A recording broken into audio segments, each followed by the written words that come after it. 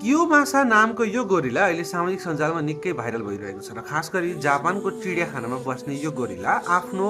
महिला साथीसँग झगडा गरे पछाडि यसरी टाढा गएर आफू निराश भए जस्तो मैले गल्ती गरेँ कि भन्ने खालको महसुस भएको यो भिडियो अहिले निकै भाइरल भइरहेको छ र धेरैजनालाई लाग्न सक्छ कि मानिसहरू मात्र झगडा गरे पछाडि अथवा केही चियो चर्चा गरिसकिसके पछाडि चाहिँ मैले बेकारमा यो गरेछु भन्ने खालको लाग्न सक्छ र यो भिडियो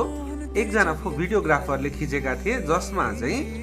यो गोरिला चाहिँ झगडा गरे पछाडि चाहिँ आफूभन्दा टाढा रहेको आफ्ना महिला मित्रलाई हेर्दै निहाल्दै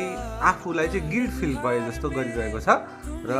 यो भिडियो तपाईँहरूलाई कस्तो लाग्यो कृपया कमेन्ट गर्नुहोला र यदि तपाईँको गर्लफ्रेन्ड अथवा बुढीसँग रिसाइराख्नु भएको छ भने पनि यो भिडियोमा ट्याग गरिदिनु होला।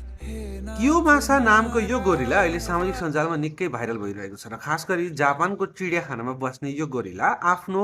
महिला साथीसँग झगडा गरे पछाडि यसरी टाढा गएर आफू निराश भए जस्तो मैले गल्ती गरेँ कि भन्ने खालको महसुस भएको यो भिडियो अहिले निकै भाइरल भइरहेको छ र धेरैजनालाई लाग्न सक्छ कि मानिसहरू मात्र झगडा गरे पछाडि अथवा केही चियो चर्चा गरिसकिसके पछाडि चाहिँ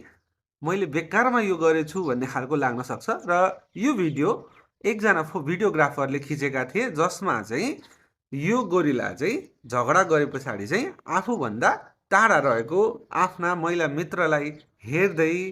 निहाल्दै आफूलाई चाहिँ गिल्ट फिल भए जस्तो गरिरहेको छ र यो भिडियो तपाईँहरूलाई कस्तो लाग्यो कृपया कमेन्ट गर्नुहोला र यदि तपाईँको गर्लफ्रेन्ड अथवा बुढीसँग रिसाइराख्नु भएको छ भने पनि यो भिडियोमा ट्याग गरिदिनु होला।